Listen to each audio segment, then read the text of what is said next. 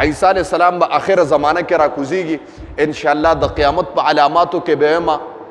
22 علامات به تاسو ته د قیامت واړه برابروم انشاءالله او 11 به درته لوی د قیامت علامات برابروم که فرصت ملو شي انشاءالله او زندګۍ وفا وکړو تاسو درس ته حاضري کوله نو دا بهترین امت ته نبی علیہ السلام فرمایي او دا مخلوق سره الله دومره محبت کوي نبی علیہ السلام او فرمایل الخلق عیال الله دا مخلوق چې دی دا د خدای گاوند کومبه ده الله وی دا زما اهل دی مخلوق چې څومره دی څومره مخلوق فرمایي چې البر حسن الخلق نیکی څه ته وایي خو اخلاقو تم نیکی وایي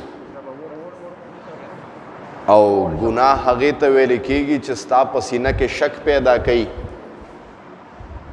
او ته بد ګڼې چې په دې باندې خلک خبر شو بس دا ګناه ده نبی علیہ السلام فرمایي نننی حدیث کې نبی علیہ السلام مبارک د مخلوق متعلق ذکر کوي چې دا مخلوق خدای ته ډیر زیات خوښ دی مونږ الله ته ډیر زیات خوښ یو نو نبی علیہ السلام مبارک او فرمایل ځکه او بیا خصوصي دا کم چې مونږ چې کم امت یو امت محمدیه دا ډیر مبارک امت ته ګوره دا داسې امت ته مونږ د تبلیغیانو حضراتو نه اورو مونږ وایو الحمدلله چې مونږ الله تبارک وتعالی مسلمانان پیدا کړیو او بیا الحمدلله چې مونږ د نبی علیہ السلام مبارک په امت کې پیدا کړیو شوکت دوکه خو را سره وکړلېږه دا بس خپه شوم ډېر یاره په دې ستا ته مناسبه ښکاره کېده نو نبی علیہ السلام او فرمایل چې بهترین امت دا زما امت دی بس او دا داسې امت دی چې انبیاو به دعاګانې کولې چې خدایه مونږ د نبی علیہ السلام مبارک په امت کې راولا خدای ورته وی تاسو له مې پیغمبري درکړې ده وی خدایه پیغمبري نه ده خوښه او د نبی علیہ السلام امتیت هم خوښ دی زما محترم دا داسې امت دی بیا دعاګانو کې 1,24,000 انبیاو دعا غوښتې و د یو پیغمبر دعا پکې قبوله شوې وه چې هغه عیسی علیہ السلام مبارک دی عیسی علیہ السلام به آخر زمانه کې راکوزیږي انشاءالله د قیامت په علاماتو کې به یمه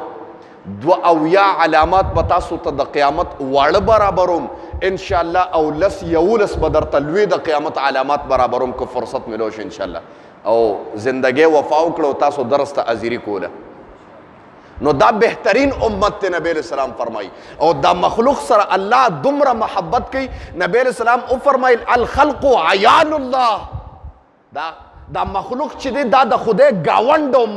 کومبه ده الله وی دا زما اهل دی مخلوق چې څومره دی څومره مخلوقات چې دي په دنیا کې چې څومره مخلوقات دي دا الله تبارک وتعالی څه ناڅه فایدې دپاره پیدا کړي دي ښه که مار دی که لړم دی که مچۍ ده تا ته به مضر ښکاري تفسیر کبیر کې امام فخر الدین رازی رحمت الله علیه یو واقعه لیکلې ده وی ما وی چې د مار کې څه پیدا ده دی خلکو له ټکونه ورکوي او په دا لړم کې څه پیدا ده تفسیر لیکلی دی تفسیر کبیر ډېر ښکلی تفسیر دی جامع تفسیر دی او زما غوندې مولیان پې پوهېږي نه ډېر سخت دی هغې یو واقعه لیکلې ده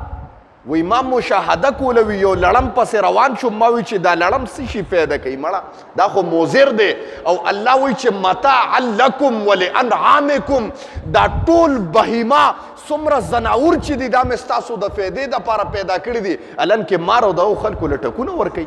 وی یو مار منډې والې ما مو پسې منډې والې زه ګورم چې دی نن څه کوي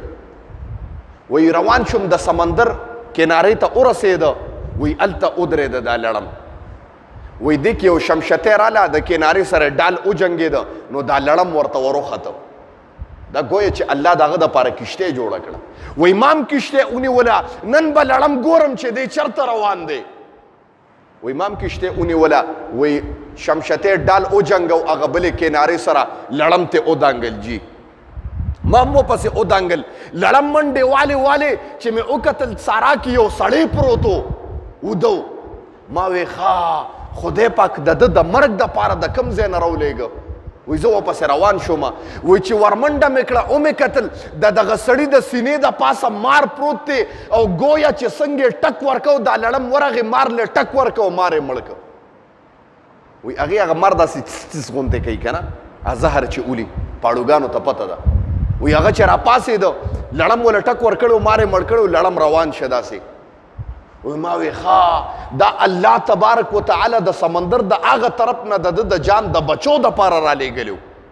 الله هسې نه وي چې ستا ته وی کس چې راپاسې لړم یې مړ که ما ورته یې مه مړ کوه دا خو ستا محسن دی ظالمه ته یې د مرګ نه بچ کړې ما ته پته ولګېده زما رب چې څه فرمایلي دي حق و سچ دي دنیا کې چې څه شی دی دا زمونږ د فایدې دپاره دي ما وی مخلوق سره الله ډېره مینه کوي خو زمونږ الله سره مینه نشته مونږ وفادار نه یو د خپل مالک سره قسم دی وفادار نه یو هغه علامه ابن قیم رحمت الله علیه لیکلی دي وی یو ماشوم خپلې مور اوو دیکې یې وله ورکړې او د کور دربار د خپل دروازې نه رابار کو په دیکو دیکو وی ماشوم له داسې پړ مخې ټیله ورکړه او راپرې ورته جړلې وی زه ماشوم ته په تماشه یم مور ورته وی رکشه ما شړلې بس مه راځه رکشه میندې غوسه کېږي اکثر ماشومانو ته بیا د کوره شړي وی دې لړه داسې دا ماشوم روان دی جاړي او په شا شام ګوري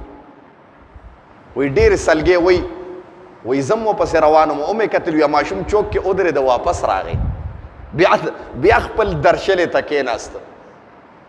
مور چې کومې درشلې نه راپرځولې و پړ مخې هغې درشلې ته بیا کېناسته وی ما سوچ کول چې دا ماشوم دې کې مور راووته سکار پسې غوسه وه ورته وی سپیه ته لانې تلې نو دا ماشوم ورته داسې حیران ګوري وی مورې وی زه یو خبره کومه وی داسې کار دی چې زما زړه کې سوچ وکړو چوکه پورې لاړم ما وی که زه په دا بازار کې وګرځم سوال وکړم خلکو ته لاس ونیسم چې ماله خیر راکې نو خدای به ما د رزق نه بند نه کړي خیر به خلک راکړي او که چا سره مزدوري وکړم ماله به الله ډوډۍ راکوي خو مورې ستا مینه او ستا من ته ما ته بل ځای نه میلاویږي واپس دې دربار ته او دې درشلې ته ځکه رالم ماشوم مور ته وی مور راټینګ که او ورته بچیا او حق او سچ دی وی سینې پر راجوخ کو بار بار خلو کورته بوتله علامه ابن قیم رحمت الله علیه فرمای وی قسم دی دا ماشومم زمونږ نه خده د خپل مور سره خو حق او سچ دی کنه مونږ د خپل مالک سره حق او سچ قسم دی نه یو ګورې ښه هغه یو بزرګو 3 کاله مسلسل الله پناسته رزق ورکو به وی 3 ورځې په الله امتحان کو الله امتحانم کوي بیا په خپل بندګانو باندې نو 3 ورځې په الله فقر واست بندې ک نو چې د 3 ورځې نه لوګه خراب ک لوګي ډیر خراب ک نو را پاسې ده بازار طرف ته تکل او ک چانه روټه د بنده در ته ودرې د سوالې شروع کو نو چا ول سوال کې 3 ډوډۍ ورکړو بی عزت هم ک د سوچ کو خدای تا خو مال 3 کاله پناسته باندې دغه را کړی د خدای تا خو ماته سختی نه د کړی نن د خلکو مال 3 روټۍ را کړو دومره او شرموله مو بی عزت شم د بنده درته چې ودرېږي بی عزت کېږي به دا کار به کېږي او د انسان فطرت دا دی که دې تاله په خپل دغه باندې د سرو هلکه غرونه هم درکوي نو دی به خوشحالي خو که تا ته په خپل ځاني 10 روپۍ هم وغوښتې دی خفه کېږي دا د انسان فطرت دی بس ښه په خپله هر څه درکوي خوشحاله وي خو که تا ورته وایي چېرې یو 10 روپو ته مې ضرورت دی نو بیا خفه کېږي بس دا د انسان او الله وایي که نه غواړې نو بیا خفه کېږم د خدای داسې ذات دی نو یې روټۍ را روانې کړي دي یو سپی ورپسې را روان شو چې سپی ورپسې را روان شو نو هغه سپی ډېر اوږې ښکاره کېده ګویا چې چکې پې لګو روټۍ ورته وویشته چې روټۍ ورته وویشته نو لږ مخکې روان و سپی ورپسې بیا هم روان دی بله ډوډۍ هم ورته وویشته سپي 2مه روټۍ مو خوړه تر دې چې کوره پورې ورسره لړه ده وی ګنې سپی را باندې چک لګی 3مه هم ورته وغورځوله نو چې 3مه ورته وغورځوله نو دې هسې د سپي ته وایي څه ظالم بندی څه ظالم سړی د خولې نه دا ووته ګویا زه د نار پرېښودم بیا بې عزته پې زه شوم او شی رانه تا وخوړه نو الله تبارک وتعالی ورته سپی ګویا که زما محترمو الله چې چاته وغواړي نو کولو والا ذات دی کولی شي الله ورته سپی ګویا که ورته وایي ظالم خو ته یې مړه زه د خپل مالک سره په اپتو باندې ناره تېره کړم خو قسم دی د خپل مالک در نه پرېږدم او تا باندې نن 3 ورځې ناره راله نو د بل در ته ودرېدې ته ظالم یې که زه ظالم یم دا ول سپي جواب ورکړه د ما محترمو نو نبی علیه السلام وفرمایل چې الخلق عیال الله دا مخلوق چې دی دا زما اهل و کنبه ده فاحب الخلق الی الله محبوب ترین خلق هغه خلق دی چې هغه زما د عیال سره محبت کوي د مخلوق سره محبت کوي بعد خلک یې هسې مړه بندګانو ته رټې سپورې ویه رک شه او سپک نظري ورته کوي هلکه د خدای مخلوق دی قسم دی وړوکي مخلوق د هغې د وجې نه یو بزرګ وایي لوی عالم او لوی بزرګ دی کتابونه یې لیکلي دي قسم دی چې کله ته محشر وشو چا خوب کې ولیده وایه رب ته د مخاطبه څنګه وشوه وایي زه چې خدای ته مخامخ شوم ما ته الله ووایي ستا علم هم ما ته قبول نه دی او ستا تبلیغ هم ما ته قبول نه دی او ستا اعمال هم ما ته قبول نه دي نو ما وی خدای اوس به څه کومه نو خدای راته ووایي په یو شي باندې دی بخم یو شي باندې توجه کوئ جی ما ته خدای چې په علم او تبلیغ دی اونه بخلم نو په څه به چې ګورې موږ تکبر ونکړو په خپلو سې روضو تبلیغونو علمونو او پټکو باندې ګورې په دې ګورې زمانه چې الله دا ګورې زمانه خدای کارلی زما مجال چې زه به د تبلیغ کار وکړم او زه به د علم کار وکړم د الله زمانه کارلی زه منتخب شوی یم بس ګوره تا اونه وې چې کنه زه حفظ ته ناست یم جې حفظ له راغلی یم دا خبره ونه کړې د الله ته منتخب کړې ستا مجال مړه چې ته به قرآن ته کښېنې د دنیا خلک بار ګرځي خو الله منتخب کړې وایي ما وی چې خدای علم او هر څه دې قبول نه کړه نو اوس به څه کومه نو خدای راته وي په یو شي باندې دې بخم وایي یو پیره تا لیکل کول کتاب دې لیکه نو چې څنګه دې قلم په سایه کې ډوب که او اوچت دې که نو په دغه قلم باندې یو مچ کېناسته نو تا دا قلم لږ سات داسې نیولی چې دا مچ موړ شي نو هغه مچ چې د هغه سایه نه موړ شه پاسېدو نو تا لیکل شروع کړه وایي زما مخلوق سره دې ښه وکړه صرف د مچ په مړېدو باندې د جنت ته بوزم زه دننه کېږې زما محترم خدای ته ګوره محبوب دی هر شیخ ټول مخلوقات الله ته ډېر محبوب دی خو موږ خپل قدر نه دی پیژندلی حدیث ته توجه شئ جي الخلق مخلوق چې دی عیال الله کمبه د الله ده فاحب الخلق محبوب ترین مخلوق الی الله الله ته من هر هغه څوک دی احسنا چې نیکي کوي الى عیاله اهل د الله سره مخلوق ته مراد دی بیا ورته وکړي الخلق مخلوق چې دی عیال الله د الله کومبه ده فاحب الخلق محبوب ترین مخلوق الى الله الله ته من هر هغه څوک دی احسنا چې نیکي کوي الى عیاله د الله مخلوق سره واخر دعوانا الحمد لله رب العالمین الله مونږ چې کوم درس ولسته خدای خپل دربار الهي کې قبول او منظور کړي د دې درس په برکت باندې خدای حاضر مجمع ته په نظر د شفقت او رحمت باندې خدای وګوري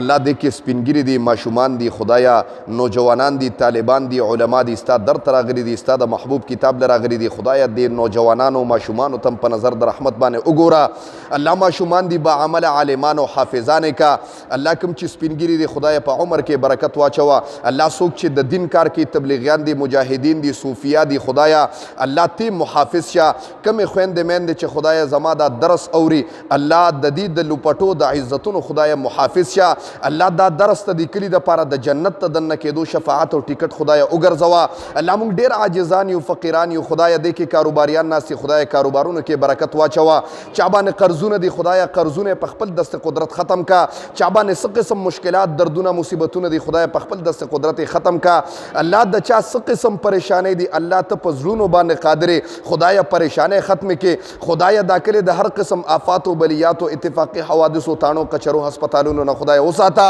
او په وخت ځن کدنم دا کړي په جبر اولي چې لا اله الا الله محمد رسول الله